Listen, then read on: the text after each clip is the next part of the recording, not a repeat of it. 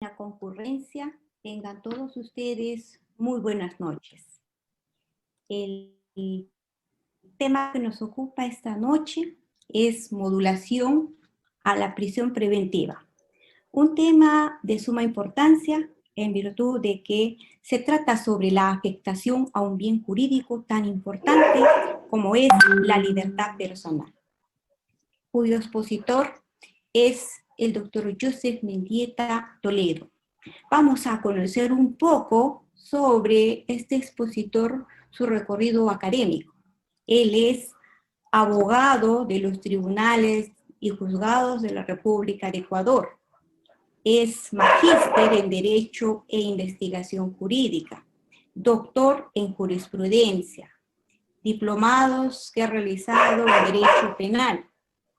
Obtuvo un honoris causa en la Universidad Privada de Ica, profesor honorario del Instituto Latinoamericano de Derecho, profesor honorario de la Universidad Nacional Emilio Vallizán de Huánuco, profesor visitante de la Universidad César Vallejo, profesor visitante de la Universidad Autónoma de Lima, profesor honorario de la Universidad Abierta para Adultos en República Dominicana, catedrático de distintas universidades a la actualidad.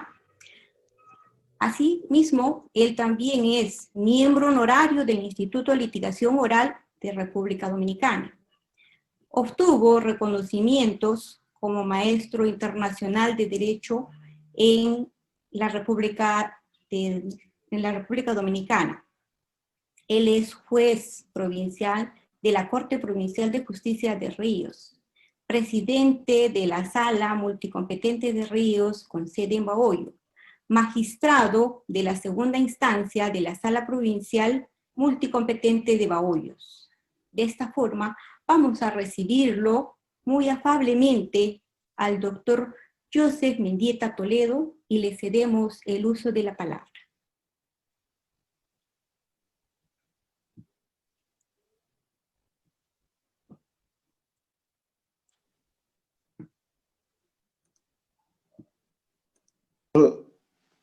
Buenas noches. ¿Me confirman si me escuchan, por favor? Sí. Sí, listo. Gracias. Disculpe. Saludos, antes que nada, un saludo fraterno para todos los hermanos de Latinoamérica. Mi agradecimiento especial al doctor Willy Ramírez Chavarri, PhD, director general de Sofía Escuela de Posgrados, a la querida doctora Isabel Ramírez Peña, con quien me une una amistad ya de algunos años atrás, en especial en este recorrido de los diferentes caminos del proceso aprendizaje-enseñanza a través de toda Latinoamérica. Con el maestro Willy tuve la oportunidad de conocernos allá en la ciudad de Juliaca y Puno, ya hace algunos años atrás, por lo cual me honro de contar con vuestra amistad y a su vez mi gratitud a todos aquellos que nos siguen.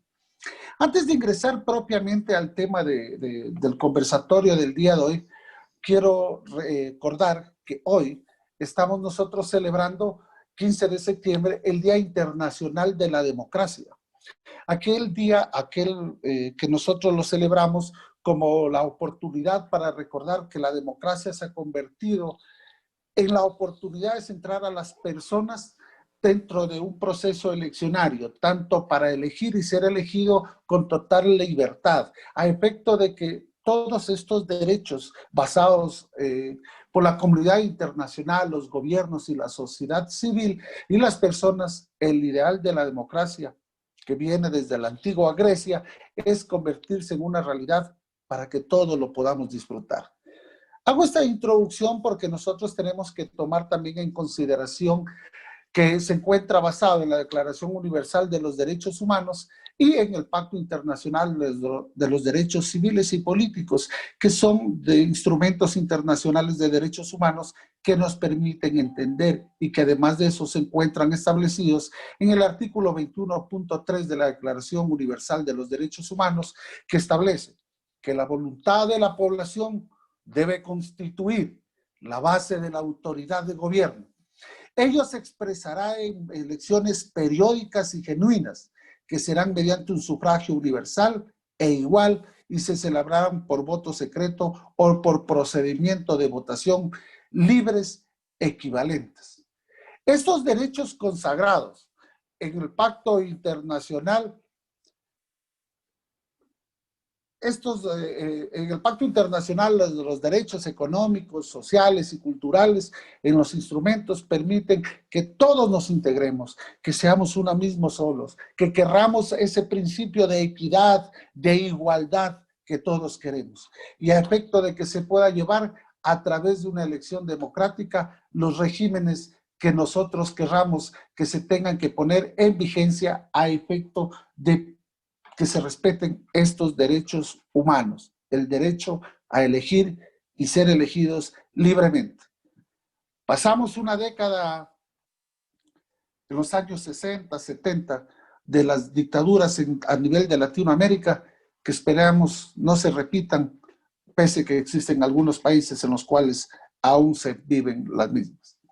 Con esta breve introducción, quiero ingresar a topar el tema al cual me quiero referir, que no es otra cosa referente a la privación de libertad que conforme reza en los instrumentos internacionales de derechos humanos es una medida de excepción si nosotros tomamos también en consideración la mínima intervención penal del Estado que se tiene que partir a efecto de también garantizar ese derecho al debido proceso como un derecho humano que se encuentra prevista en los instrumentos internacionales como la Declaración de los Derechos Humanos, el Pacto de San José de Costa Rica, la Convención de los Derechos Civiles, Políticos y Sociales, también en donde nosotros queremos que se respete ese derecho a la libertad.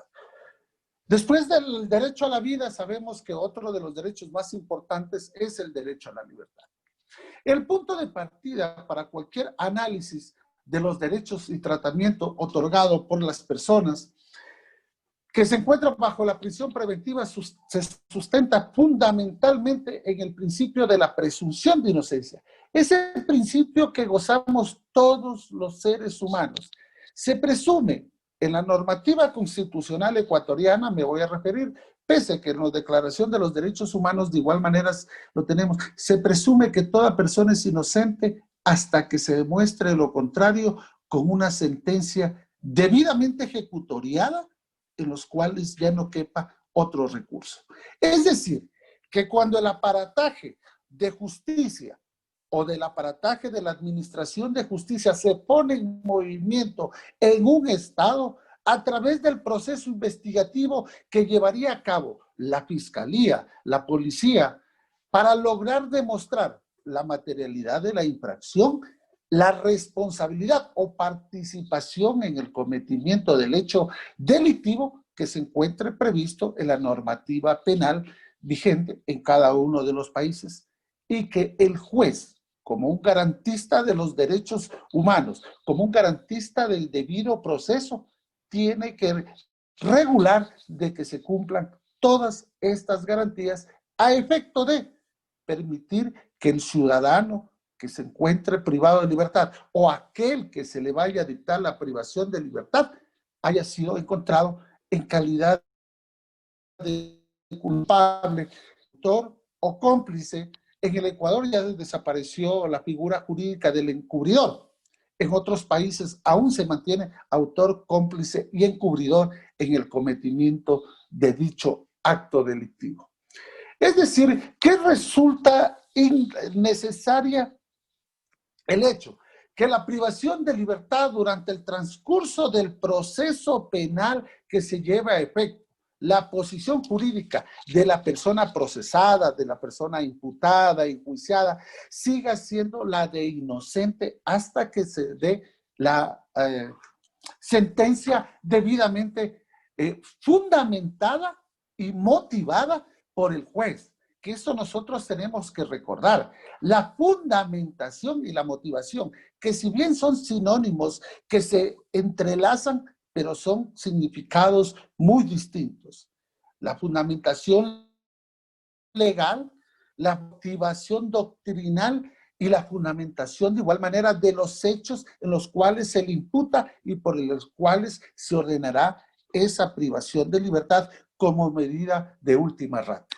Como medida excepcional, tenemos nosotros que tomar en cuenta que esa medida excepcional es aquella que toda persona sometida al proceso penal debe ser juzgada en libertad y solo por vía de excepción puede ser privada de su libertad. Para eso nosotros tenemos medidas alternativas a la privación de libertad. En el Ecuador, el artículo 522 del Código Orgánico Integral Penal se encuentra vigente y que voy a referirme. Hablamos el arresto domiciliario, la prohibición de salir del país, la presentación cada cierto tiempo, el hecho de la utilización del dispositivo electrónico, el hecho de pagar una fianza o una caución para que se pueda asegurar, primero que nada, la comparecencia al juicio del imputado, el cumplimiento de la pena y el resarcimiento del daño que pudo haber ocasionado con ese acto delictuoso o amoral, digámoslo así, para utilizar, o ilegal que haya sido procesado. ¿Por qué es necesario ilegal? Me refiero, porque es para que se ordene la privación de libertad, tiene que existir la legalidad, puesto que la libertad del procesado, del acusado, del imputado, del enjuiciado, solo puede ser restringida en estricto apego a las normas, a los instrumentos internacionales de derechos humanos, a la Constitución y a la ley. Recordemos nosotros que la pirámide kelseniana, de la cual hemos venido manejándola hasta antes del neoconstitucionalismo que nosotros llevamos ya a nivel de toda América Latina y casi todo, bueno, por no decir casi todo el mundo. Anteriormente, Hans Kelsen nos decía era la Constitución, leyes orgánicas, leyes generales subsiguientes. Con el neoconstitucionalismo y la constitucionalización del derecho penal, el hecho de haber insertado en las normas supremas de cada uno de los países estos derechos fundamentales, como es el derecho a la vida, el derecho a la libertad, y en el de la libertad hablamos la libertad física, la libertad de expresión, la libertad de religión, la libertad de movilidad, etcétera, etcétera. El momento, por eso digo, instrumentos internacionales de derechos humanos, ¿qué es lo que hoy hablamos para contrarrestarse a la teoría de Hans Kelsen? Nosotros hablamos de la teoría del reloj de arena. Voy a hacer un dibujo con la mano. El reloj de arena que tenemos así y se pone acá. Instrumentos internacionales de derechos humanos, la Constitución y las leyes internas de cada uno de los países. En ese orden tiene que encontrarse previsto la legalidad. ¿Para qué? Para poder demostrar que siendo excepcional, cumpliendo las normas o estando previstas en las normas, recordemos un viejo axioma jurídico que hablamos, no hay crimen, no hay pena sin ley. Ese es el principio de legalidad. Pero que también sea necesario el ordenar esta privación de libertad para cuando es el único medio que permita asegurar los fines del proceso. ¿Y cuál es el fin del proceso penal en general? Me voy a referir.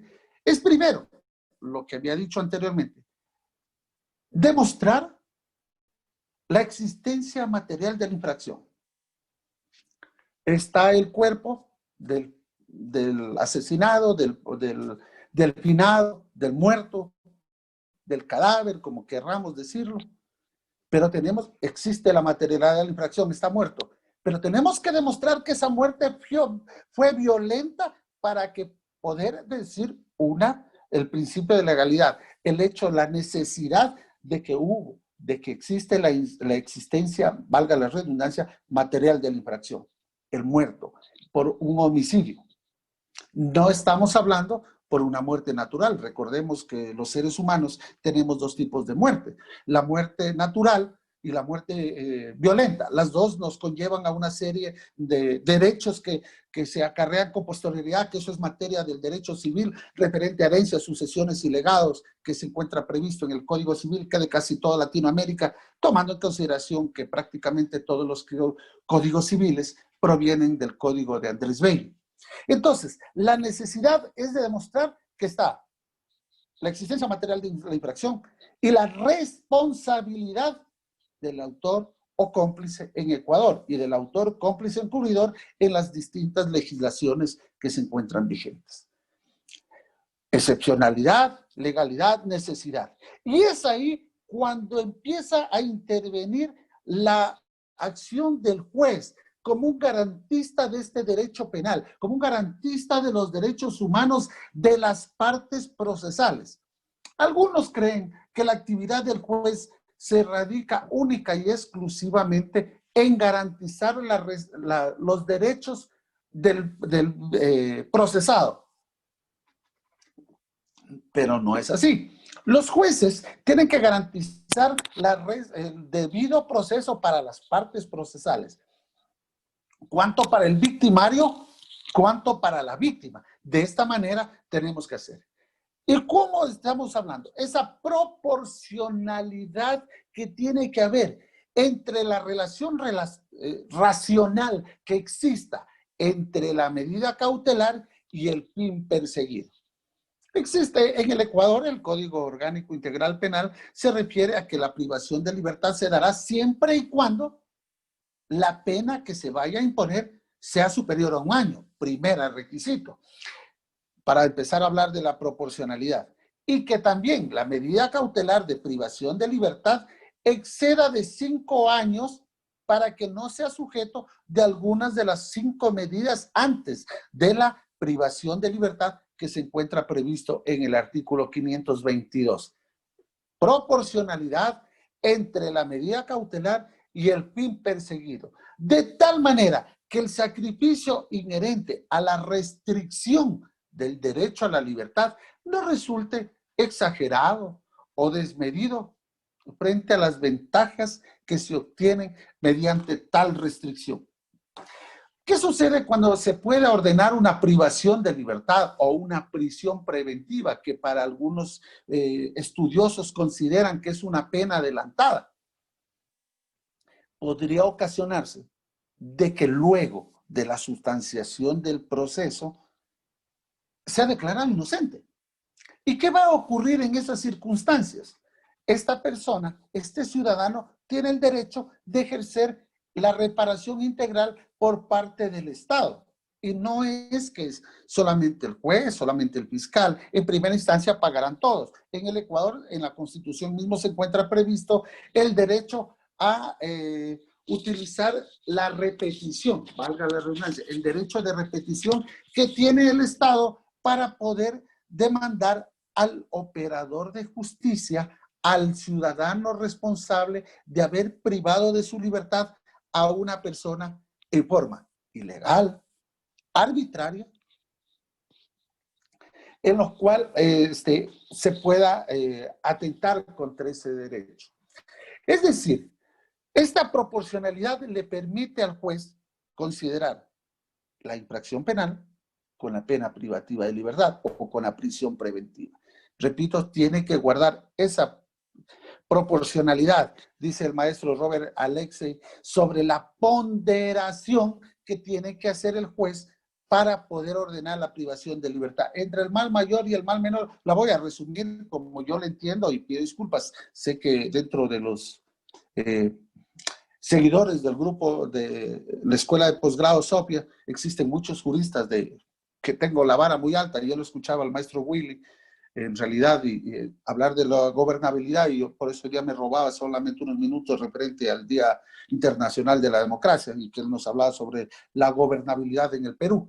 Y van a venir otros maestros como Ricardo Rivera Aldunate, un filósofo del derecho boliviano y de Latinoamérica, Jorge Hermel Sotomayor Rodríguez, con quien tengo muchos años de amistad, e incluso fue mi profesor en el nivel de preuniversitario en la Universidad Nacional de Loja. Pero bien, por eso voy a tratar de decir que para mi criterio la ponderación no es otra cosa que entre el mal mayor y el mal menor prevalezca el mal menor. Esa es mi consideración, a lo cual yo lo defino de esa manera. Mal mayor, mal menor, prevalezca el mal menor a efecto de no ocasionar. Esa es también la proporcionalidad. Pero el juez también tiene que utilizar aquello que nos distingue a nosotros del resto de animales del planeta Tierra, el raciocinio, la razonabilidad. La prisión preventiva debe mantenerse durante un tiempo razonable. No podemos ordenar una privación de libertad desmedida. Es más, la detención con fines de investigación en el Ecuador, nosotros hablamos de 24 horas máximo. En el Perú, si mal no recuerdo, creo que son hasta 15 días dentro del nuevo Código de Procedimiento, nuevo Código Procesal Penal. Y digo que tiene que guardar un tiempo razonable porque aunque lleguen a mediar razones para mantener una persona en prisión preventiva, esta debe ser liberada si el periodo de la detención ha excedido el límite de lo razonable. Y es así que la Constitución del Ecuador, la Constitución vigente que fue aprobada en octubre del 2008, que justo estamos ya para celebrar también otro aniversario más de la Constitución que fue redactada y que se dijo que iba a durar 300 años, pero los gobiernos de turno las han ido acoplando a sus necesidades políticas para poder reformar, para poderles dar enmiendas y todas otras sin número de reformas que se han dado a la Constitución a efecto de que se pueda complementar por ellos, que lo cual hablaremos a posteriormente referente al hecho del populismo penal que nosotros tenemos. Entonces, en la Constitución del Ecuador, ya de la Constitución del 98, mediante una consulta popular que también se la hizo popular, o un referéndum, se la aplicó en el Ecuador, dice que las penas privativas de libertad, hablaba en el Código de Procedimiento anterior, cuya pena sea de prisión, no excederá de 6 meses, y de aquellas que sean de reclusión, no excederá de 1 año. En el Ecuador nosotros hablamos también que aquellas penas, la persona que se encuentre privada de su libertad por más de 1 año puede declararse la prescripción de la privación de libertad y el juez tiene la obligación de ordenar su libertad, que exceda siempre y cuando no se haya dictado un auto de llamamiento a juicio, de tal manera que el fiscal tiene el término para cumplir ese proceso penal dentro de los 30, 60, el plazo para el proceso penal ordinario, estamos hablando 90 días, y tenemos un procedimiento abreviado 30 días. 90 días que pueden ser prorrogados hasta 30 días más cuando el fiscal encuentra indicios de responsabilidad de una tercera persona que podría imputarlo dentro del proceso y haga también una audiencia a efecto de ampliarlo. Por ende, se amplía el procedimiento. Es decir, esa razonabilidad dice que no puede exceder de 1 año si es que no se ha dictado el auto de llamamiento a juicio. Tiene que ser puesto en forma inmediata, en libertad. No nos olvidemos que también ahí podría caer un habeas corpus, aquello que se encuentra en Perú tiene cerca de 15 tipos de habeas corpus, inclusive el habeas corpus de movilidad, el habeas corpus preventivo, que en el Ecuador aún no se encuentra previsto en la normativa, pero la Corte Nacional de Justicia ya lo ha aplicado, tomando en consideración los principios que conforme indicaba de los instrumentos internacionales de derechos humanos que nos permiten conocer o aplicar estos principios en base, siempre y cuando sean más favorables al ser humano, el principio pro homine, que en el Ecuador se encuentra previsto en el artículo 417 de la Constitución y el segundo inciso del artículo 424, que dice que los instrumentos internacionales de derechos humanos serán de aplicación inmediata, directa, y en caso de conflicto entre la Constitución e instrumentos internacionales de derechos humanos que más favorezcan a la persona humana, prevalecerán estos. También nosotros tenemos que tener que los fundamentos legítimos para la prisión preventiva tenemos que hablar. El peligro de fuga, decía, el artículo 77.1 de la Constitución nos dice que la privación de libertad es una medida de excepción y se dispondrá acatando las resoluciones de la Corte Interamericana de Derechos Humanos únicamente con 3 fines. Asegurar la comparecencia a juicio.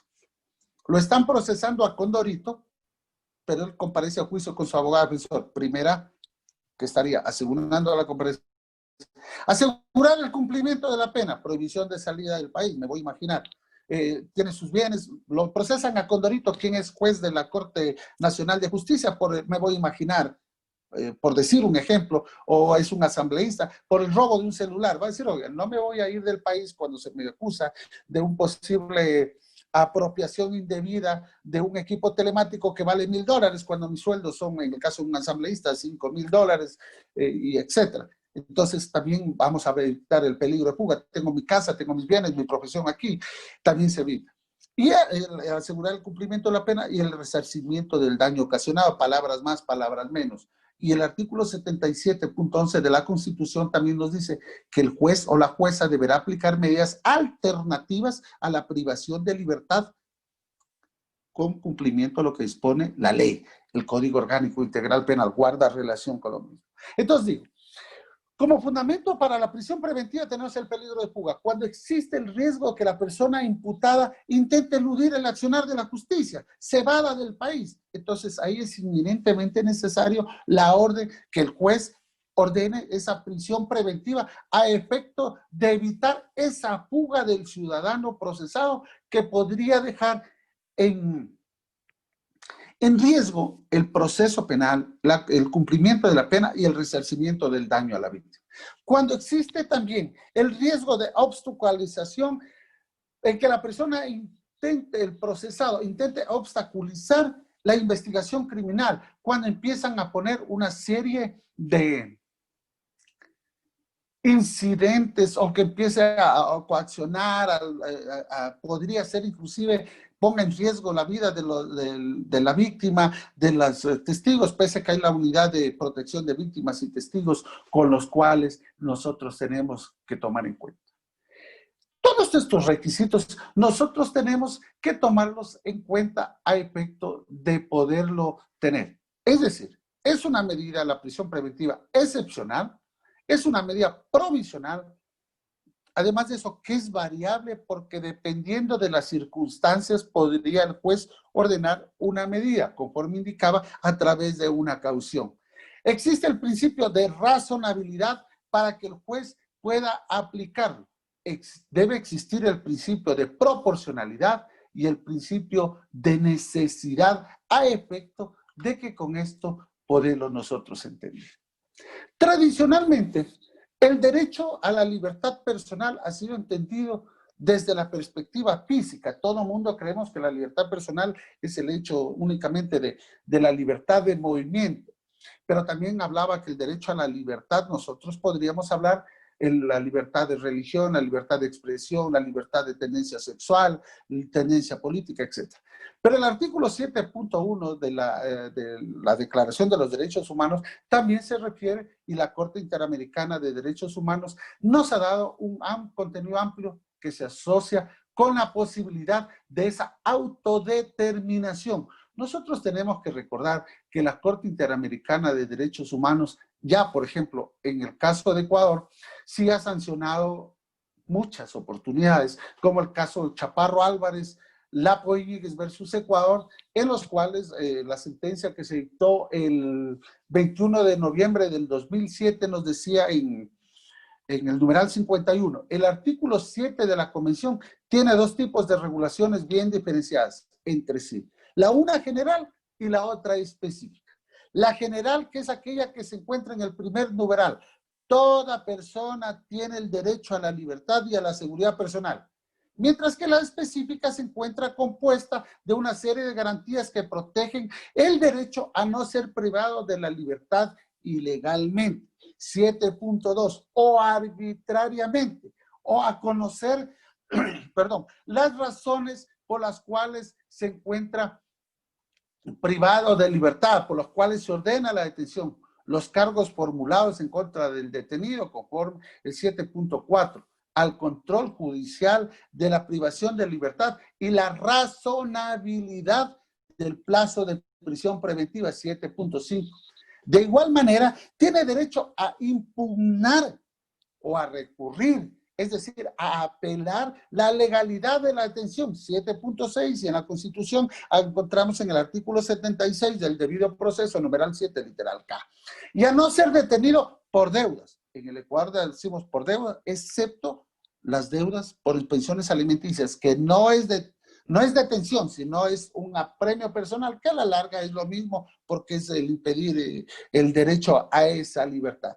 En el mismo sentido, en el caso Yvonne Neptune versus Haití, de igual manera se refería la Corte Interamericana de Derechos Humanos cuando decía que la libertad es la capacidad de hacer y no hacer todo lo que esté lícitamente permitido. En otras palabras, constituye el derecho de toda persona de organizar con arreglo a la ley su vida individual y social conforme a sus propias opciones y convicciones. La seguridad, por su parte, sería la ausencia de perturbaciones que restringen o limitan la libertad más allá de lo razonable. La libertad definida así es un derecho básico propio de los atributos de la persona que se proyecta en toda la Convención Americana. En efecto, el preámbulo se desprende del propósito de los Estados americanos de consolidar un régimen de libertad personal y de justicia social fundamentado en el respeto de los derechos esenciales del hombre.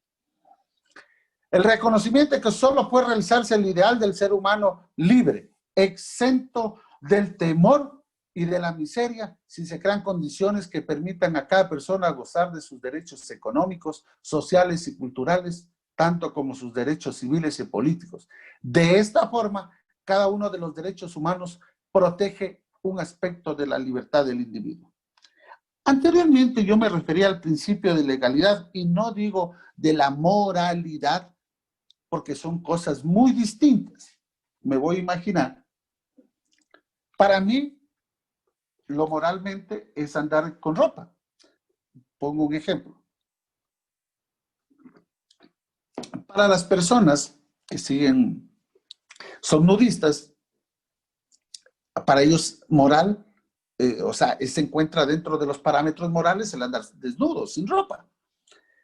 Es divergencia entre el uno y el otro a efecto de que se pueda entender, con lo cual estamos. Entonces, no es solamente la moralidad, sino es la legalidad, aquello que se encuentra previsto. Recordemos que nosotros hablamos del justnaturalismo, que no es otra cosa que aquellos principios, conceptos que nosotros teníamos a raíz de toda nuestra historia, de lo que nuestros padres nos enseñaron, de lo que nuestros ancestros nos enseñaron. Y en la prehistoria, y cuando nosotros hablamos de los principios del justnaturalismo, hasta que se vino a empezar a hacer el Código de Hammurabi, cuando empezamos nosotros a hablar ya del positivismo, es decir, a pasar a escrito aquello que teníamos como principios básicos del convivir social. Pero estos diferentes, el positivismo a nivel internacional o a nivel mundial ha ido avanzando, pero estamos refiriéndonos a Latinoamérica. Debemos nosotros tener entendido que hoy por hoy nosotros asistimos, lo que había dicho anteriormente, a un periodo histórico marcado por una pronunciada y, para utilizar un término más apropiado, desmedida proliferación de normas penales y una paralela flexibilización de garantías procesales de los imputados, parte de lo que ha sido llamado con acierto como un modelo eficiencista del derecho penal, en donde las fórmulas particulares de la eficiencia asentados sobre la abolición de los derechos y los garantías concebidos como obstáculos para el logro de la eficiencia real del sistema penal.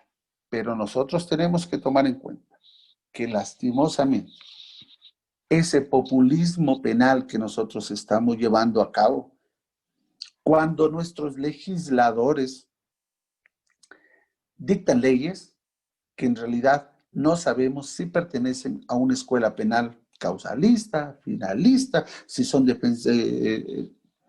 respetuosos del debido proceso, de los derechos fundamentales, si no los respetan, porque hacen leyes que en realidad no van acorde con la realidad, o no van, van acorde con la realidad política del momento, más no con una realidad doctrinaria, académica, con las cuales nosotros podamos ir de la mano. De tal manera que a nivel de Latinoamérica, la Corte Interamericana de Derechos Humanos ha hecho, sí, una serie de llamadas de atención y sanciones a efecto de que cada uno de los países responda por las violaciones que se dan a aquellos derechos fundamentales, principalmente en lo que se refiere a la privación de libertad, a un no mínima intervención penal del Estado, sino en excesiva intervención penal del Estado, cuando se debe regular de mejor manera, cuando debemos aplicarlo de mejor manera a efecto de evitar, inclusive hoy por hoy en época de pandemia, evitar el hacinamiento en los centros de privación de libertad. En el Ecuador, del artículo 519 al 521 del COIP, están encontradas las reglas generales para la aplicación de las medidas cautelares que yo decía que se encuentran previstas en el artículo 522. Pero se encuentran reguladas ciertos requisitos, por ende las reglas se aplican en manejo a la prisión preventiva, aunque no son suficientes. Y también se excede que el hecho que la mayoría de fiscales solicita la privación de libertad y los jueces la conceden sin tomar en consideración aquellas recomendaciones y aquellas tendencias doctrinarias que se encuentran previstas, aquello que se encuentra previsto en la Constitución y en el mismo Código Orgánico Integral, cuando en el artículo 5 nosotros hablamos del debido proceso que se tiene que respetar, el principio de favorabilidad, el principio de presunción de inocencia, el principio pro homine, todos aquellos. Nosotros recordemos que las medidas cautelares en general sirven para proteger los derechos de las víctimas y las demás participantes en el proceso penal. Víctimas y demás participantes del proceso penal. Así lo prevé el artículo 519 del Código Orgánico Integral Penal, que además, conforme lo había indicado, el artículo 77, numeral primero de la Constitución, dice, para garantizar la presencia, la comparecencia de la persona procesada, investigada en el proceso penal, el cumplimiento de la pena y la reparación integral, es decir, el resarcimiento del daño ocasionado. Evitar que se destruya o obstaculice la práctica de pruebas, que desaparezcan los elementos de convicción. Nosotros recordemos que en la fase preprocesal, que es la fase de indagación previa, lo que se hace es recoger los elementos de convicción que luego se llegan a judicializar ya en la etapa de juicio que se desarrollará, si es un procedimiento abreviado ante el juez y si es un procedimiento ordinario ante el tribunal penal correspondiente. Además de eso, la reparación integral de las víctimas. Sin embargo de esto, nosotros recordemos que la prisión preventiva no podrá ser aplicada por los fines previstos en los literales A, C y D del artículo antes indicado. Este resultado se desprende con la interpretación de lo que dispone el artículo 534 del COIP, que estipula que la única finalidad de la prisión preventiva es garantizar la comparecencia de la persona procesada al proceso y el cumplimiento de la pena. Guardando relación con lo que habíamos hablado referente a que tiene que cumplir lo que dice la Constitución del Ecuador y lo que dice la Corte Interamericana de Derechos Humanos, la Declaración de los Derechos Humanos. El Código Orgánico Integral Penal concede la facultad de privar a alguna persona inocente de su libertad para garantizar su comparecencia al proceso. Pero ¿qué ocurre ante la presunción de inocencia y el derecho a la libertad? Es evidente que la presunción de libertad debe cumplir los presupuestos escritos, lo que hablábamos en el jus positivismo. Está previsto en los presupuestos que se encuentran en el Código Orgánico Integral Penal. ¿Cuándo se puede privar de su libertad una persona que goza de la inocencia, conforme había indicado anteriormente, por Declaración de los Derechos Humanos y por la Constitución mismo del Ecuador, cuando la alta probabilidad de la persona sea autora del delito de acción pública? En los delitos de acción privada, como son las querellas por injurias, que en el Código Orgánico Integral Penal se reformó cuando solamente sean injurias. Anteriormente nosotros hablábamos de las injurias calumniosas, de las injurias calumniosas graves, sino a las no graves.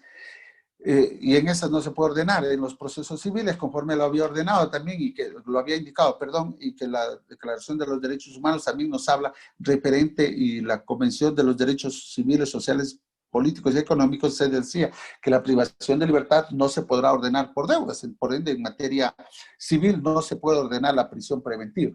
Cuando exista la alta probabilidad de que el comportamiento de la persona sospechosa represente un peligro para el proceso, lo que habíamos indicado anteriormente también, cuando nosotros veamos que pueda obstaculizar ese desempeño y que la infracción sea sancionada con la pena privativa con las cuales se encuentra a hacer.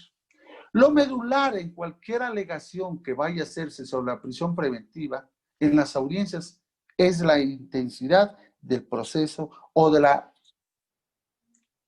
responsabilidad del procesado, que llegue a ser, que existan los indicios de los cuales se desprenda que las medidas cautelares alternativas a la privación de libertad o alternativas a la prisión, para utilizar un término más castellano, son insuficientes para asegurar la comparecencia al proceso, el cumplimiento de la pena y la reparación integral, y que es necesaria la prisión preventiva para asegurar estos cumplimientos.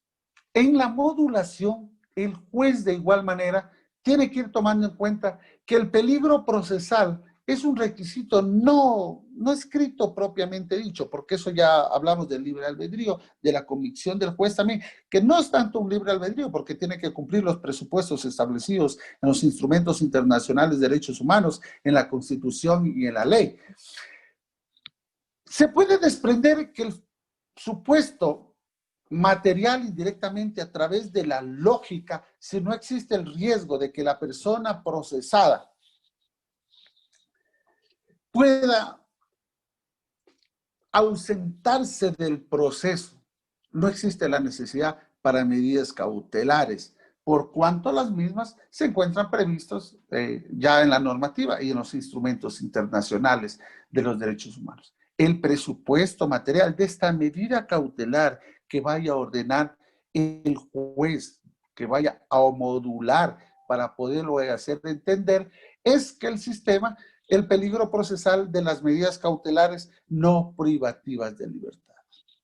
El juez tiene que empezar a utilizar referente a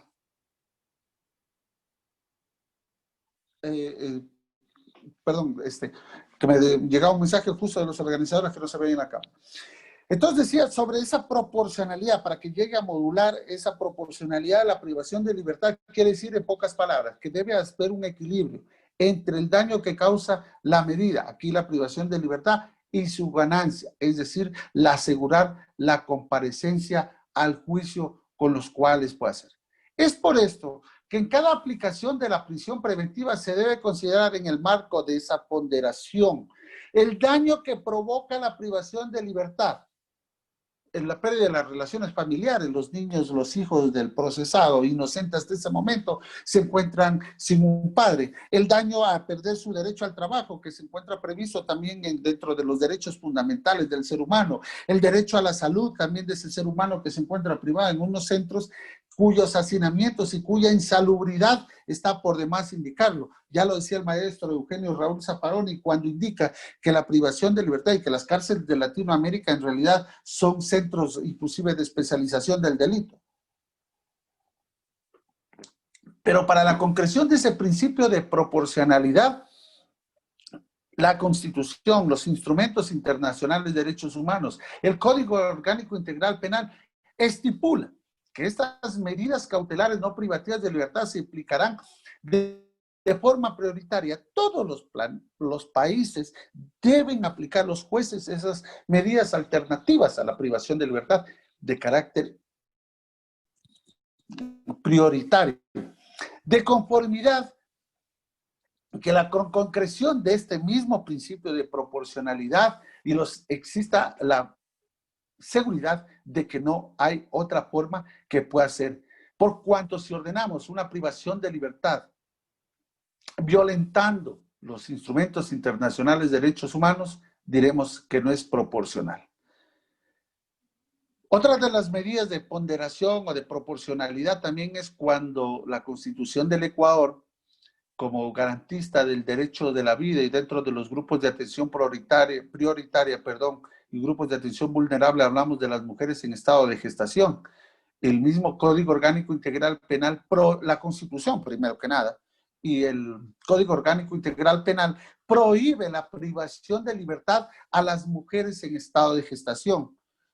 Y otro grupo de atención prioritario son los adultos mayores, es decir, los mayores de 65 años de edad, que la Constitución también y el Código Orgánico Integral Penal refiere a que se dictarán medidas alternativas, como indicaba anteriormente, la prohibición de salir del país, la presentación periódica e incluso el arresto domiciliario y la utilización del dispositivo electrónico. De igual manera, no se puede ordenar la prisión preventiva a las personas que se encuentran afectados por,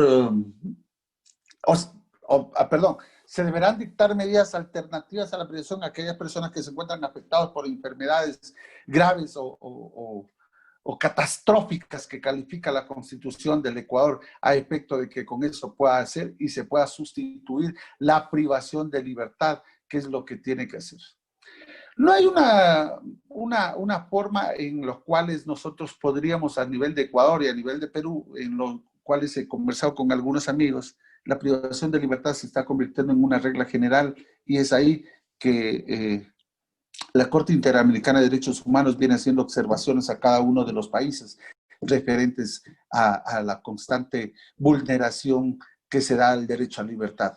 La Corte Europea también ha hecho un análisis referente a esto, cuando dice que el riesgo de fuga no puede ser establecido únicamente con base en la severidad de la eventual sentencia, sino que debe considerarse el conjunto con otra serie de factores relevantes. La expectativa de una sentencia prolongada y el peso de la evidencia pueden ser relevantes, pero no decisivos en sí mismos, en ausencia de otros elementos del eventual riesgo, puede ser mitigado por medios de otras garantías. La sola referencia de la naturaleza del delito no puede considerarse justificación suficiente para el riesgo de fuga. Es decir, que el juez tiene la obligatoriedad de establecer la necesidad como un supuesto material de la prisión preventiva. Mientras exista esta necesidad, tiene que justificar esa proporcionalidad para ordenar esa vulneración a ese principio del derecho a la libertad de las personas. En segundo lugar, nosotros tenemos que tomar en consideración referente a que la aplicación del principio de proporcionalidad es puro derecho procesal constitucional, conforme muchos lo determinan, y lo cual lo pueda garantizar. Pues en desarrollo del principio de proporcionalidad, el juez de garantías penales obra a través de la ponderación como un juez constitucional, porque tiene que garantizar, había indicado anteriormente, que prevalezcan los instrumentos internacionales de derechos humanos, la Constitución y la ley. Y el mismo, la Constitución del Ecuador, en el artículo 3.1 nos dice que la principal obligación del Estado ecuatoriano es garantizar el cumplimiento de los instrumentos internacionales de derechos humanos, de la Constitución y la ley. De igual manera se refiere al artículo 11.8, 11.9 de la Constitución, el artículo 76, el 417, el 424, el artículo 4 del Código Orgánico de la Función Judicial, cuando dispone que los jueces y juezas deberán aplicar los instrumentos internacionales de derechos humanos para garantizar este proceso. Y de la misma manera, cuando se refiere en general el 169 subsiguientes de la misma Constitución. En concreto, si una norma de derecho fundamental con carácter de principio entra en colisión con un principio opuesto, entonces la posibilidad jurídica de la realización de la norma del derecho fundamental depende del principio opuesto. Para llegar a una decisión es necesaria esta ponderación. No obstante, nosotros debemos recordar que el principio de proporcionalidad debe ser comprendido como una metodología de interpretación jurídico-constitucional de ese gran conjunto de normas que hacen parte del derecho penal y de los derechos fundamentales establecidos constitucionalmente. Por eso hablaba anteriormente de la constitucionalización del derecho penal. Es decir, que la proporcionalidad es un criterio para establecer el marco constitucional de la legislación penal en conjunto. En la labor de la ponderación, el juez considera todos los principios elevados a rango constitucional Estos son sobre todo los principios y decisiones de valor que se han hallado expresión en la Constitución. Por esta razón, le sirve al juez en general para la fundamentación de su juicio en diferentes eventos. Esto nos indicaba referente a que los principios y las decisiones del valor que han hallado expresión en la Constitución. Karl Larenz nos indicaba referente a eso aquí para que nosotros podamos entenderlo, de que no solamente es porque en este momento Joseph Mendieta lo está diciendo, sino que son los grandes tratadistas quienes nos han venido indicando. Este principio de proporcionalidad es aquel que tiene el significado especial en el contexto de la instrucción del proceso, garantizador de los límites derivados de los derechos fundamentales, que ha sido considerado como el límite de todas las limitaciones de los derechos fundamentales. En el caso particular de las medidas cautelares, funciona en la práctica como el presupuesto clave en la regulación de la prisión preventiva en todo Estado de Derecho. El Ecuador es un Estado constitucional de derechos y justicia. Y tiene la función de conseguir una solución en este gran conflicto que se da entre el derecho de la libertad personal y el derecho de la seguridad del individuo, garantizada por las necesidades ineludibles de una persecución penal eficaz, o de igual manera opera como un correctivo de carácter material frente a una prisión preventiva que formalmente aparecería como procedente, pero que con respecto a la cual no podría exigírsele al imputado que se sometiera al mismo. Tres reglas generales debemos recordar como principios parciales o subprincipios de acuerdo a la doctrina internacional que pueden aplicarse para la concreción del principio de proporcionalidad en cada caso en particular. Estos tres subprincipios que ya también me había referido anteriormente es el de idoneidad, el de necesidad y de proporcionalidad en este sentido estricto. Todos ellos operan en forma conjunta, en una forma práctica, con el propósito único de valorar la legalidad y la legitimidad de la intromisión estatal en los derechos fundamentales. Esa es una de las formas que nosotros tenemos que recordar como operadores de justicia. Si fueran tan amables, si aún tenemos tiempo o estamos dentro del tiempo, por favor, me puedan confirmar. Estás con tiempo todavía. Adelante. Gracias, maestro Willy.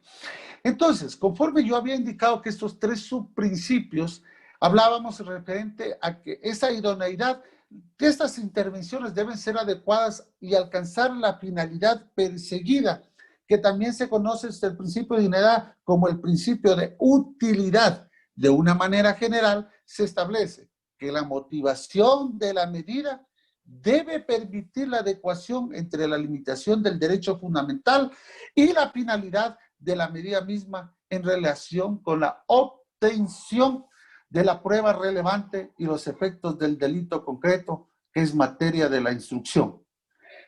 A propósito de esto, nosotros tenemos que tomar en cuenta que la Corte Constitucional ya se ha referido en el Ecuador y a nivel internacional también, en referente a que tendríamos nosotros que tomar en cuenta que la motivación debe guardar la razonabilidad, la lógica y la utilidad también para hacerlo. La medida debe ser adecuada para alcanzar la finalidad prevista cuando con su auxilio se aproxima el resultado pretendido, y será inadecuada cuando entorpece el alcance del objetivo proyectado o cuando no despliega absolutamente ninguna eficacia respecto de la finalidad que tiene el proceso. La única finalidad de la prisión preventiva es la comparecencia de la persona procesada a su juicio. El aspecto de la idoneidad de la privación de libertad normalmente no debería ser problemático. Sin embargo, frente a las observaciones en diferentes audiencias que se vienen dando, nosotros tenemos que tomar en consideración que los jueces justifican ilegalmente muchas veces una orden de prisión preventiva con la consideración de la obstaculización del juicio, que la persona procesada era sospechosa de haber intentado ingresar drogas a la cárcel, por ejemplo, o que trabajaba con una red de narcotraficantes, o que supuestamente tenía una serie de relaciones dentro de la privación de libertad. Lo que ocurre muchas veces cuando en los operativos policiales dicen ¿qué es lo que usted vio? Me voy a imaginar. El artículo 366 de la Constitución del Ecuador nos habla referente a que no se puede agravar la situación de los adictos. Hablemos de los farmacodependientes para hablar de los adictos al alcohol, etcétera, etcétera. Sin embargo, el Código Orgánico Integral Penal también nos habla que cuando una persona en estado de ebriedad conduciese un vehículo, claro que estamos hablando, se agrava la pena porque hay una serie de circunstancias, pero no me voy a referir solamente a breves rasgos. Pero bien, ¿qué pasaba cuando la policía intervenía y detenía a un ciudadano supuestamente porque era un expendedor de sustancias estupefacientes? Decía simple y llanamente que se lo encontró con 5 o 10 sobres en el bolsillo y que se presume o se lo detiene por expendedor. La Corte Nacional de Justicia y la Corte Constitucional ya resolvió también referente a eso, y que dice que para demostrar que esa persona consumidora en primera instancia, por ese principio de presunción de inocencia, debe la policía demostrar qué trabajo realizó para poder demostrar, valga la redundancia, el hecho de que era expendedor de sustancias. Y si es que la policía no demuestra un trabajo de investigación, si la fiscalía con el auxilio de la policía no demuestra que se estaba yendo a expender la droga o que era un expendedor de la droga, tendrá que ser puesto en libertad, por cuanto no se puede agravar la situación jurídica de las personas. O cuando hacen una supuesta delincuencia organizada y se le pregunta y el policía va y dice, me ratifico en el parte policial. ¿Qué hicieron? Nada, se los encontró ahí reunidos. No digo que todos los casos, estoy poniendo ejemplos. ¿Pero qué había? Se presupone un delito de delincuencia organizada. Decía, lo que pasa es que de unas escuchas telefónicas nosotros se llegaba a demostrar que ellos iban a asaltar una farmacia en el Cantón X, o que eran los responsables del asalto en la farmacia del Cantón X. ¿Dónde está el parte policial de ese supuesto robo? ¿Dónde está la investigación procesal, la indagación previa del robo? No hay. Entonces no pueden venirme a decir que eran partícipes y que por eso era una delincuencia organizada. La policía, la fiscalía, tiene que quebrantar esa presunción de inocencia del ciudadano a efecto de que con esta manera se tenga que quebrantar esa presunción de inocencia y el juez tenga la obligatoriedad de ordenar una privación de libertad, porque no la puede ordenar así porque sí. Decía el maestro Jorge Zavala Egas en una exposición, y me voy a referir a esta, que los jueces deben ser contracorriente referente al poder ejecutivo, al poder legislativo e incluso a los medios de comunicación y a las redes sociales.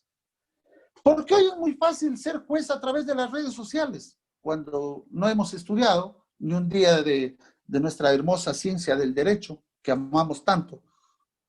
Y todas las personas se creen jueces y emiten criterios jurídicos, abro comillas, sin saber siquiera cómo está el proceso, en qué circunstancias, sin saber ni siquiera cuál es la normativa, en base a qué el juez tuvo que ordenar la libertad, si el fiscal justificó o no justificó la privación de libertad, si el trabajo de la policía llevaba concanetadamente con la fiscalía para poderle demostrar al juez de que existía, repito, la infracción, la existencia material de la infracción, la responsabilidad del procesado y que el delito pase de 1 año de privación de libertad primero y que la pena pueda pasar de 5 años a efecto de que no pueda aplicar medidas alternativas en lo que se refiere al Ecuador. Entonces, si se admite como que esta medida es adecuada cuando no es totalmente inadecuada para lograr este fin, es la lógica misma de la dogmática, la ponderación como un método propio del constitucionalismo moderno Caso por caso, el juez deberá encontrar la medida más idónea y adecuada a efecto de garantizar estas características propias de la idoneidad. Y una de estas características esenciales de su principio de idoneidad, hablamos de la constitucionalidad. ¿Qué significa? Que cada medida que limite los derechos fundamentales de la persona procesada, como en este caso hablamos de la prisión preventiva, debe ser concebida de acuerdo con su funcionalidad para, de esta manera, saber si es o no es idónea, si es o no es adecuada, que debe establecer que la medida sirva efectivamente para la consecución de la finalidad prevista y si se trata de evaluar siempre la legitimidad constitucional del objetivo o finalidad previsto.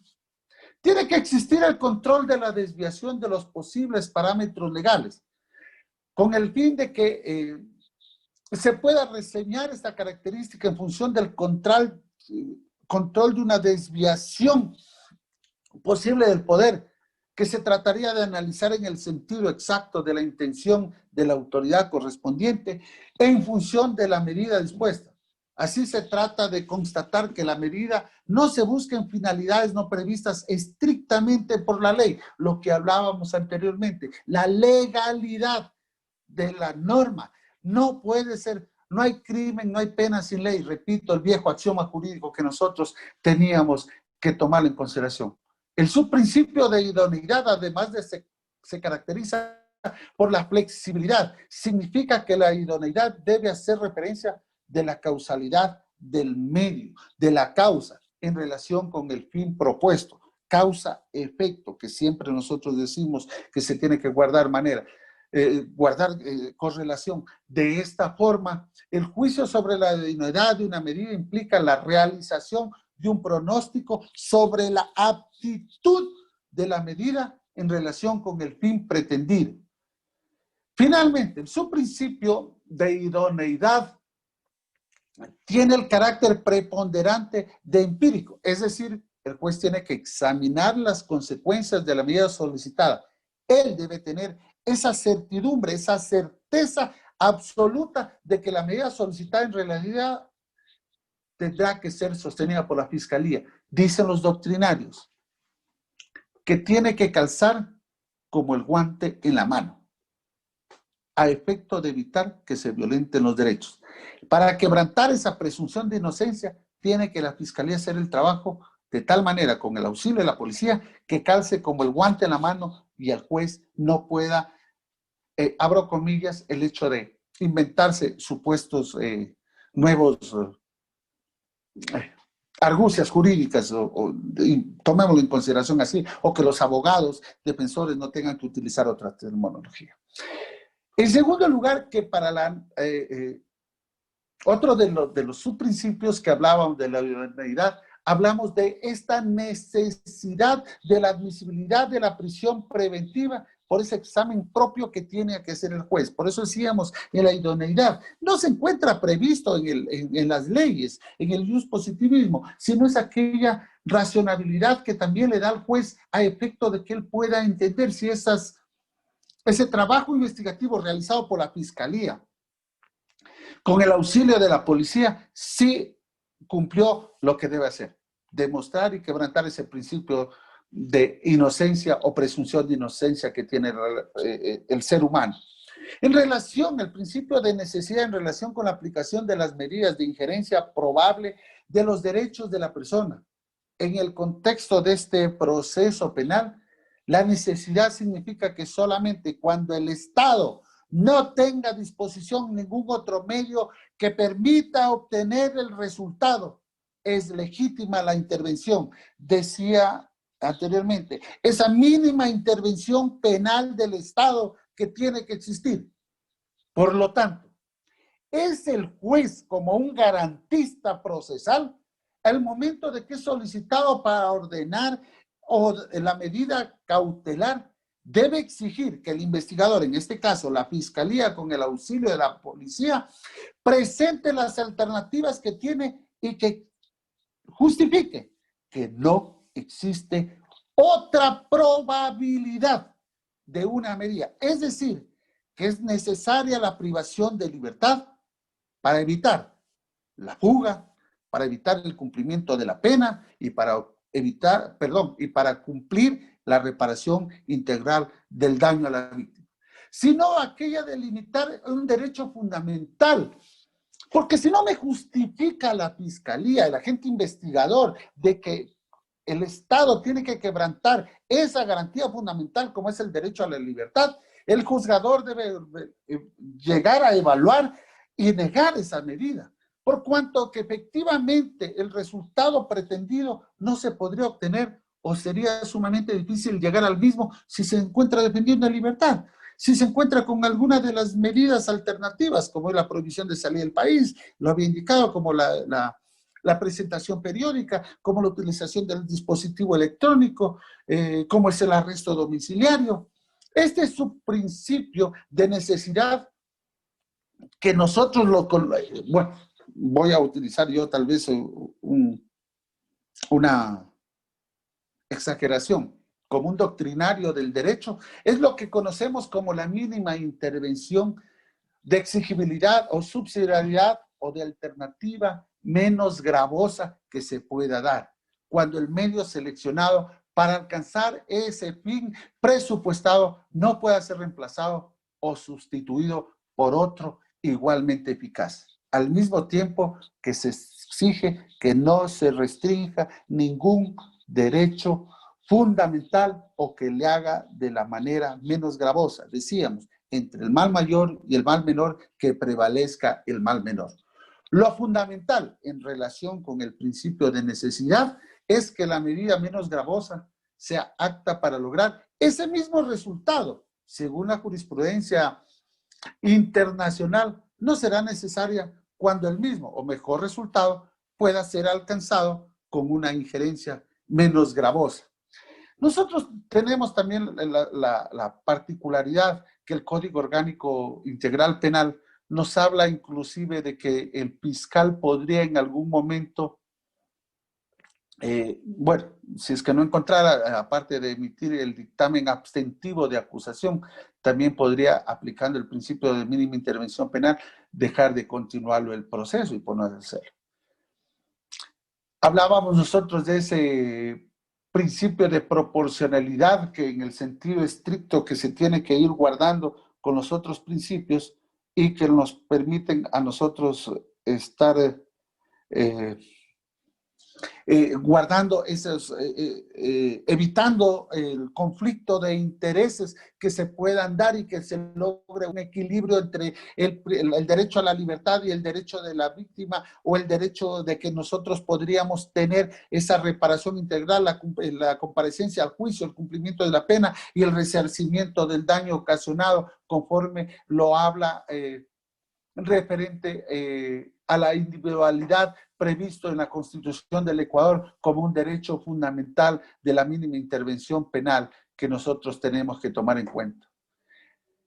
Para poder ir concluyendo y en base al honor, al tiempo, tengo que decir que ya fue allá hace muchos siglos cuando Aristóteles, en su libro Moral o Nicomano, decía, lo injusto es a la vez el exceso en más y el defecto en menos de todo lo que pueda ser útil o dañoso, sin tomar nunca en cuenta la proporción. Por consiguiente, la injusticia es un exceso, pues subsiste perennemente en el exceso con relación al individuo mismo, mientras lo justo es un medio entre el sufrimiento y el provecho. Lo igual que ocupa el medio entre el uno y el otro es lo que llamamos lo justo. En resumen, lo justo es el medio entre la pérdida o el sufrimiento del uno y el provecho del otro. Espero haber estado a la altura del evento. Mi agradecimiento nuevamente al maestro Willy Ramírez, a la maestra y amiga Isabel Ramírez Peña y a todos los integrantes de la Escuela de Posgrado Sofía por la oportunidad que me han brindado de compartir con ustedes unos pocos conocimientos que se va adquiriendo a través de los años. Siempre a vuestras órdenes y recalcarles nuevamente mi agradecimiento y pedirles también que nos cuidemos, pese que supuestamente la pandemia está en parte dominada. No es así. En el Ecuador se han levantado las medidas restrictivas o se acabó el estado de excepción y sin embargo eso estamos viviendo ya un rebrote de aquella pandemia que nos está golpeando. Con todos ustedes muy agradecido. Gracias, maestro Willy, y a todos ustedes. Tremenda y brillante exposición del doctor Joseph Mendieta. No me dejará mentir el chat. Si usted se percata allí, la mayoría hace sus comentarios, excelente, muy bien, excelente, y todos contentos. Muchísimas gracias. Realmente sus saberes contribuyen bastante en toda la comunidad jurídica, doctor Joseph. Y bueno, tenemos ya preguntas, ya hay interrogantes que están ahí, ¿no? De pronto queriendo ellos un aporte suyo. Tenemos a varios amigos que están aquí presentes. Está el doctor el doctor Elvis Guildiño, Saludos a desde Elvis. Piura, sí, está por ahí. Él tiene una interrogante y nos Por indica, favor. en Perú, a ver, en Perú en tiempos de pandemia, por parte de la policía ha fallado en muchos casos y en su intervención o detención en muchos ciudadanos que no han acatado en respetar esta cuarentena. La pregunta es, ¿cómo es que este aspecto se vio desarrollado en el rol de la policía en Ecuador?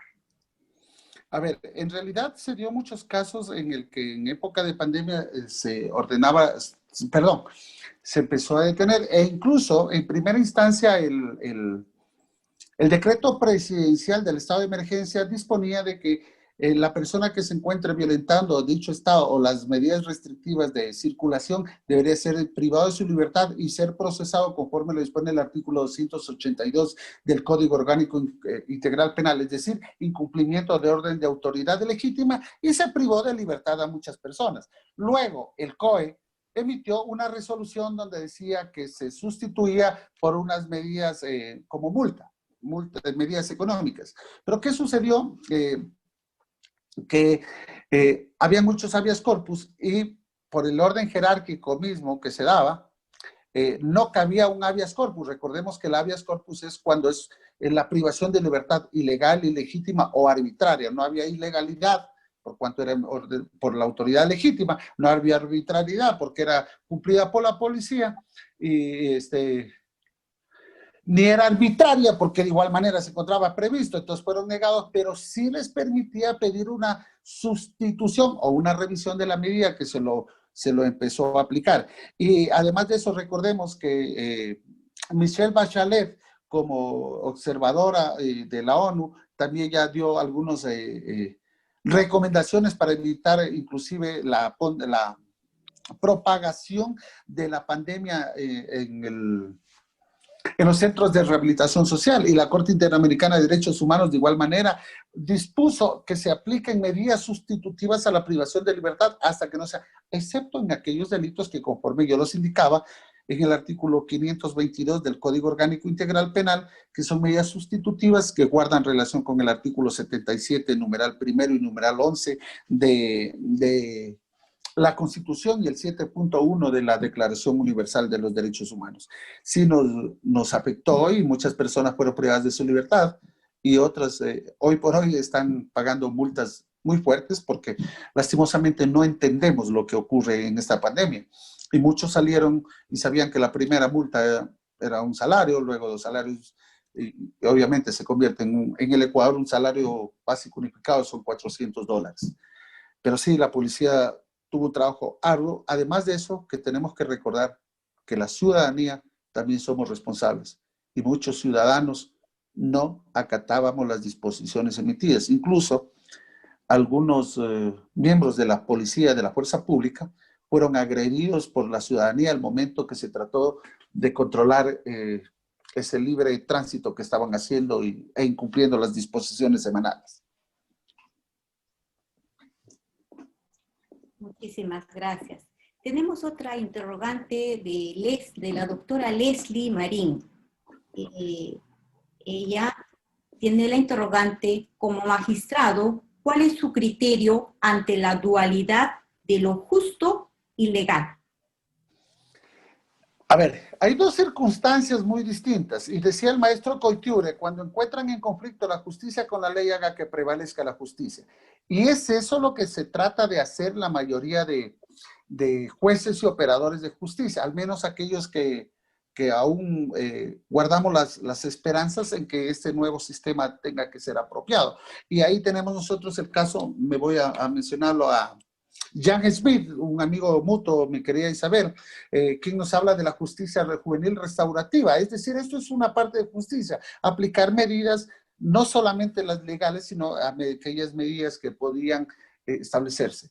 No siempre lo legal es justo y no siempre lo legal es constitucional.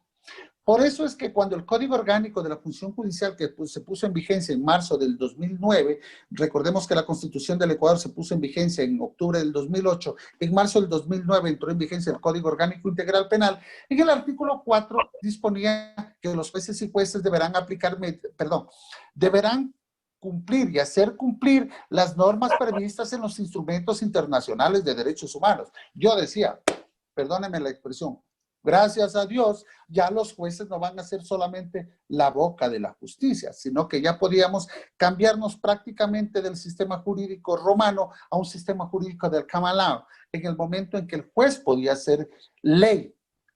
Cuando yo consideraba que una disposición, porque dice que el artículo 5, que cuando el juez encuentra en conflicto una norma que a su criterio sea inconstitucional, puede suspender la tramitación de ese proceso y elevar en consulta a la Corte Constitucional, la cual en 45 días deberá resolver si eso no es constitucional.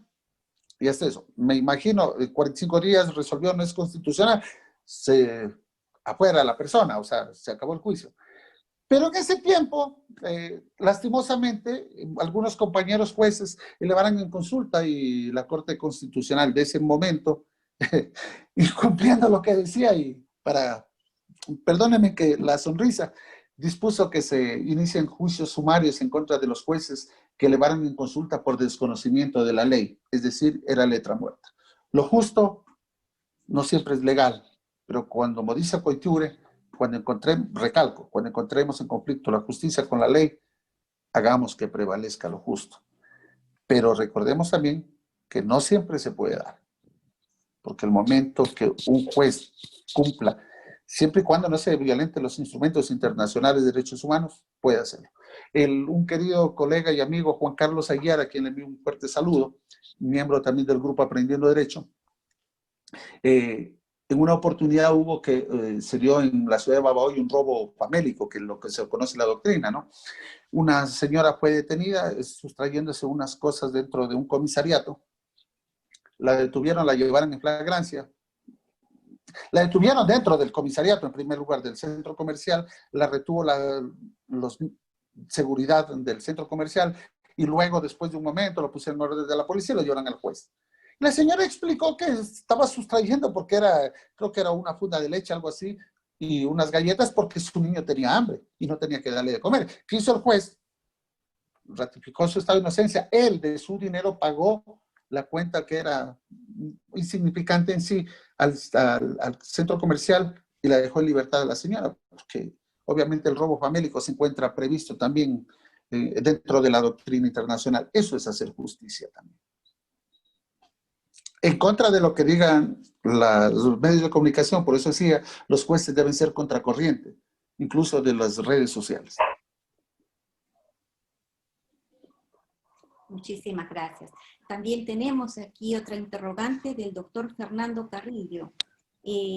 Nos indica, estimado doctor, que el juzgador debe considerar las medidas alternativas a la prisión preventiva por medidas cautelares cuando se demuestran arraigo y desde luego conforme el tipo del delito. A esto, ¿existe uniformidad de criterio en los juzgadores ecuatorianos, por ejemplo?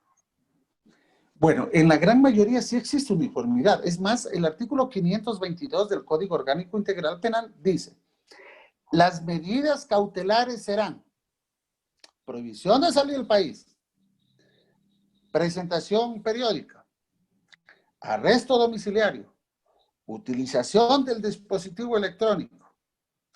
Y en sexto lugar, privación de libertad. Y el artículo 77, numeral 11 de la Constitución nos dice, los jueces y jueces deberán aplicar medidas alternativas a la privación de libertad, y esas son medidas alternativas, de acuerdo con la ley. Y la ley dice, siempre y cuando la privación de la pena no exceda de 5 años. Yo no puedo conceder una medida alternativa a la privación de libertad si es que no demuestro si la pena excede de 5 años, porque estaría violentando la ley.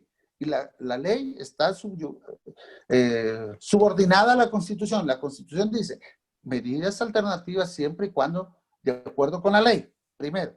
Entonces, sí, los jueces deben aplicar. Todos los demás pueden comentar, los medios de comunicación, la policía, la fiscalía, todos pueden decir lo contrario, pero el juez debe observar en primer lugar si es que cumple lo que dispone el artículo 77.1 de la Constitución. Asegurar la comparecencia a juicio, el cumplimiento. Primero, la comparecencia a juicio lo hace el momento que hace con un abogado defensor. Segundo, el cumplimiento de la pena, si le impongo la prohibición de salir del país, la presentación. Por ejemplo, hemos hecho que en algunos casos se pide las medidas y estamos aplicando medidas.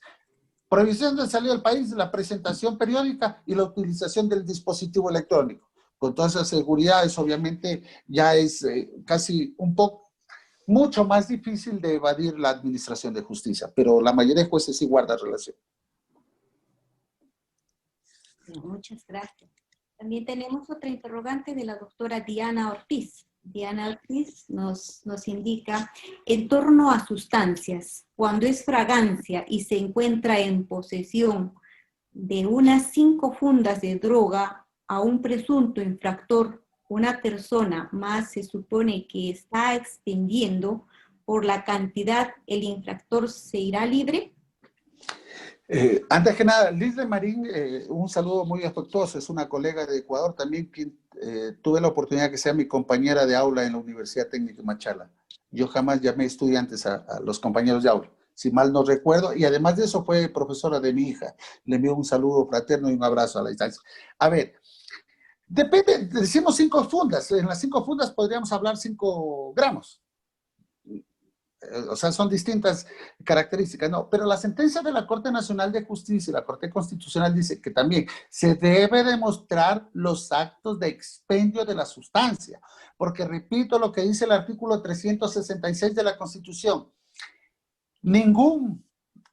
Las adicciones no serán criminalizadas. Se prohíbe, o en pocas palabras, se prohíbe la criminalización de las adicciones a las sustancias estupefacientes, al alcohol, etc. Es decir, que por ese motivo no puede hacer.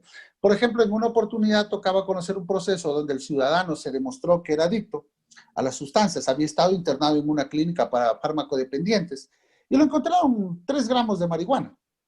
Y obviamente la pena en ese momento, antes de que se den las tablas y lo demás, etcétera, era una pena que le ponían, si mal no recuerdo, era como 5 años. Cuando apelaron, obviamente aplicando lo que dice, recordando que el Ecuador es el Estado que la principal obligación era garantizar los derechos establecidos en los instrumentos internacionales, en la Constitución y en la ley. Perdón.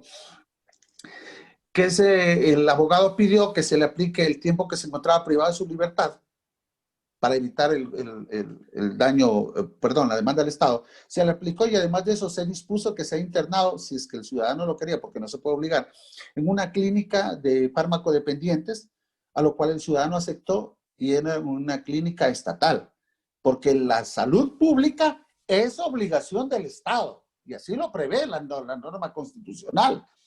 Y si el problema de adicciones, así dice el 366, las adicciones son un problema de salud pública. Siendo un problema de salud pública, es responsabilidad del Estado. Y el Estado tenía que cumplir y se dispuso que se internara en un centro.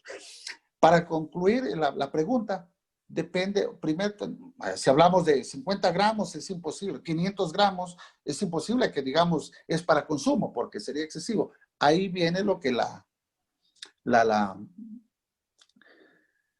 la lógica del juez, la necesidad que tiene que hacer, su principio de necesidad y de idoneidad que nosotros hablamos, tiene que poner en funcionamiento también para que lo pueda hacer. A ver, son 5 gramos, bueno, el perito médico dice, sí, 5 gramos es normal que lo pueda consumir. Ojo, no estoy aprobando el consumo de sustancias estupefacientes. O diga, sí, por su adicción él puede consumirse hasta 15 gramos, me voy a imaginar, de marihuana, y él tenía 10 gramos. Entonces, y si demuestra que es adicto con los exámenes médicos y todo, y si la policía no hizo el trabajo necesario para demostrar que estaba realizando expendio de sustancias, tiene que ser puesto en libertad en forma inmediata. Ratificar el estado de inocencia.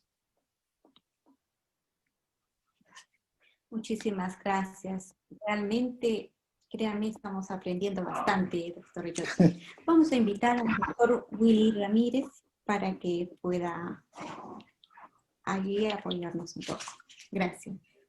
Doctor. Bien.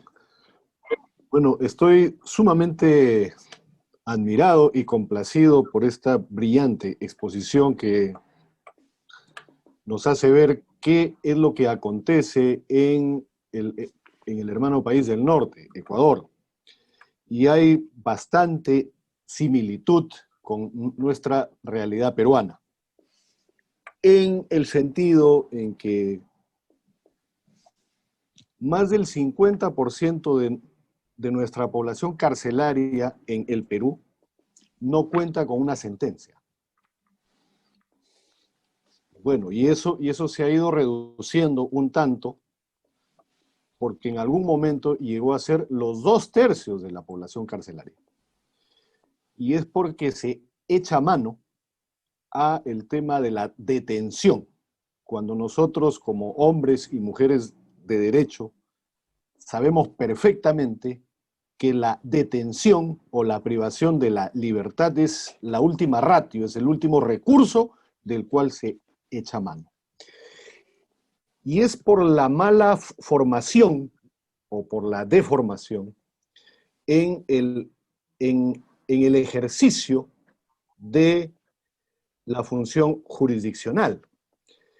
Y si nos vamos más atrás, es porque no se nos enseñó o no hemos aprendido lógica. Porque se confunde algo tan elemental que es la conjunción y la disyunción.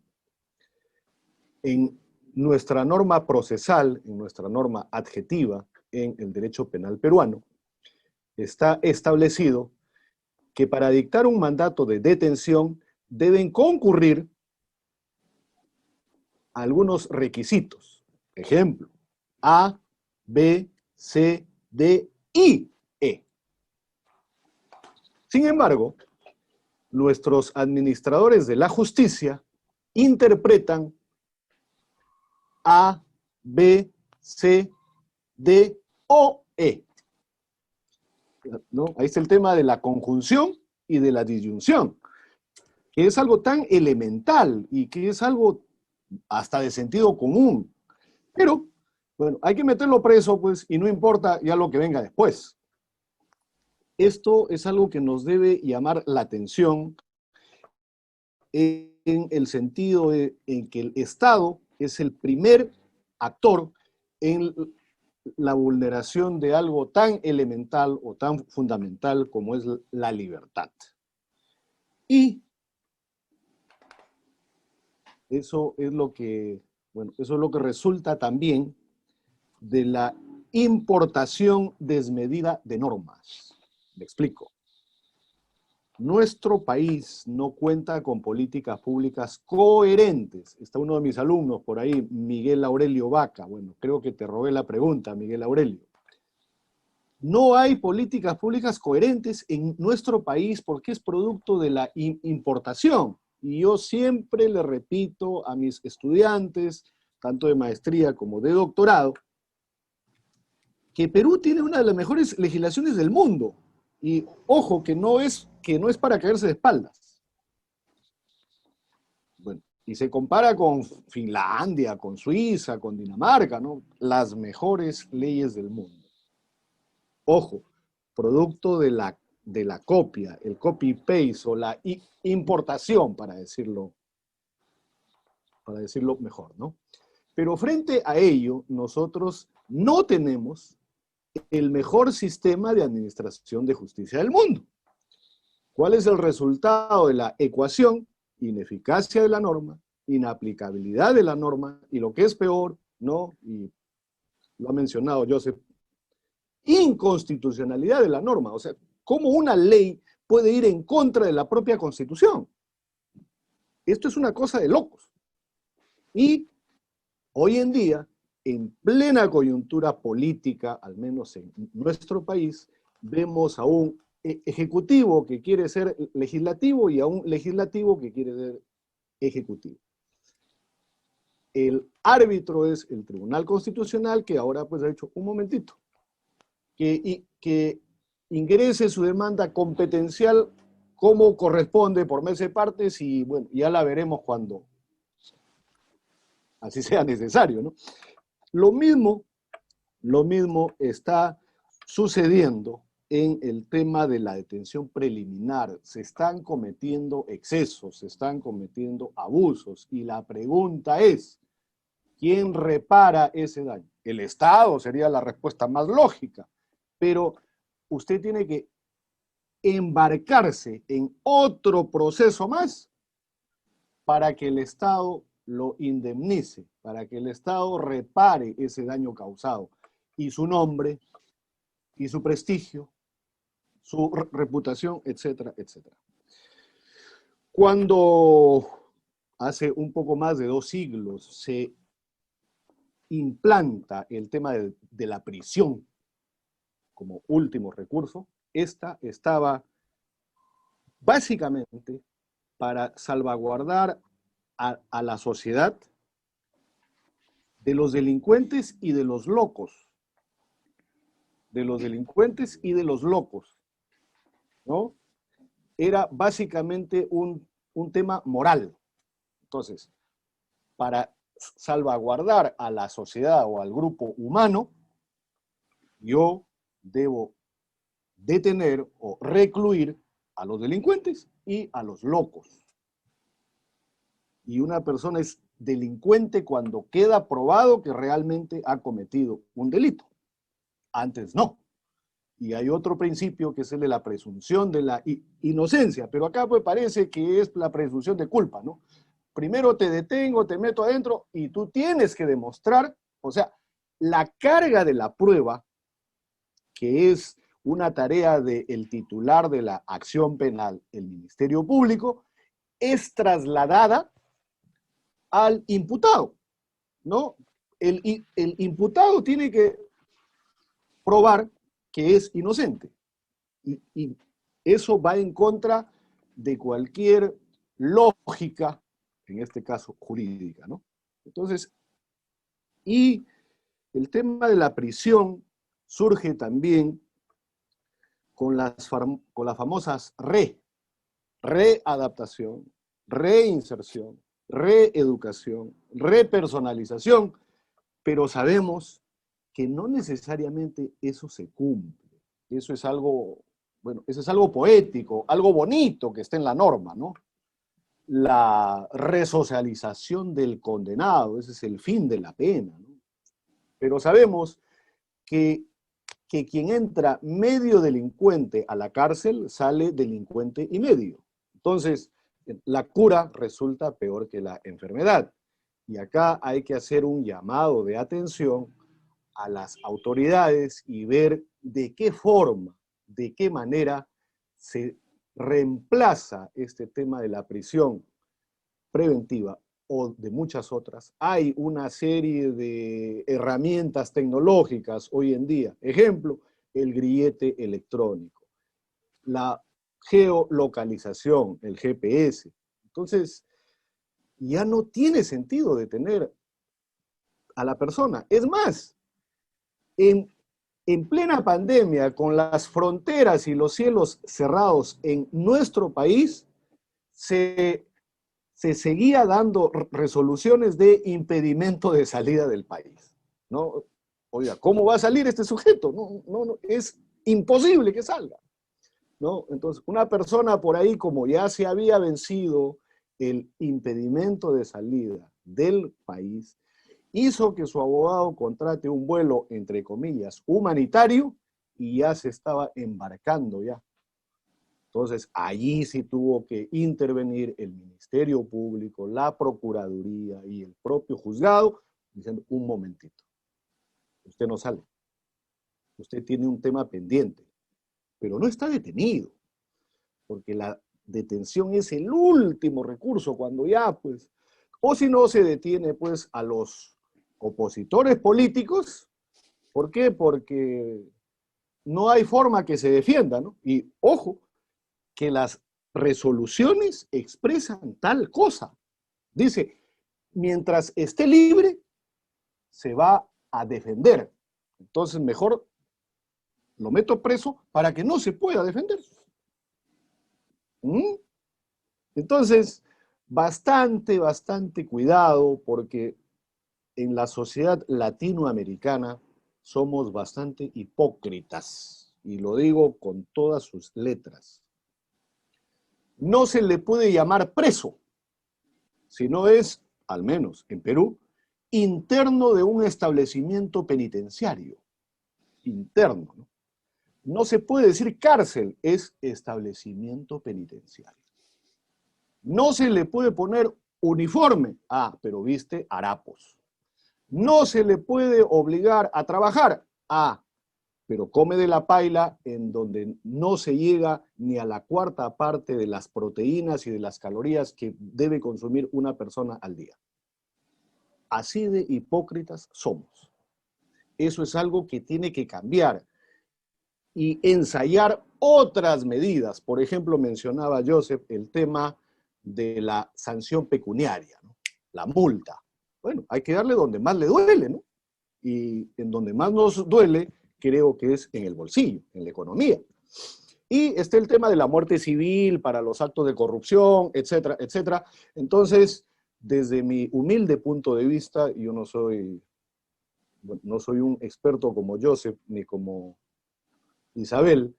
Desde mi humilde punto de vista considero que hay que repensar, hay que reevaluar y hay que dictar una verdadera política penal y una verdadera política penitenciaria acorde con nuestra realidad. Hay una sobrepoblación en todos los establecimientos penitenciarios del Perú. Una cárcel que fue diseñada y que fue construida para 400 personas alberga 5.000. Eso es una locura y es un foco de contagio, es un foco infeccioso. Alguien menciona por ahí VIH. No solamente hay VIH, hay tuberculosis, enfermedades venéreas, etcétera, etcétera. Uno entra sano y sale prácticamente a morirse. Hay un médico peruano famoso que entró sano, bueno, y salió muerto. ¿Por qué? Porque se contagió al interior. Bueno, él estaba pues condenado, sí, esa sí era una condena, por delitos contra la libertad sexual. Pero, oiga, ¿realmente merecía la muerte? No. Bueno, no me voy a extender más y quiero reiterar mi felicitación y mi agradecimiento a Joseph Mendieta, gran colega, gran amigo, desde la hermana República del Ecuador, y agradecer especialmente también a Isabelita, que ella siempre está preocupada por el tema de la cultura jurídica en nuestro país. Yo soy un testigo presencial de la labor que ella viene desarrollando con el Instituto de Derecho Procesal, ¿no? Bueno, hemos estado en algunas jornadas hablando sobre estos temas y otros temas también, y estas semanas, porque no solamente es esta semana, sino la próxima también, hay conferencias internacionales y hay que reconocer y agradecer a Isabel, que es la que ha hecho posible este tipo de eventos, este tipo de jornadas académicas, que aparte del intercambio de información y de conocimiento, sirve para estrecharnos, al menos en un abrazo virtual, en esta época de pandemia y acercarnos a nuestros colegas, abogados, a los estudiantes de Derecho y a las personas que tienen interés en la cultura jurídica, bueno, acercarles. Esto no tiene costo alguno, es completamente gratuito y también incluye un certificado en formato PDF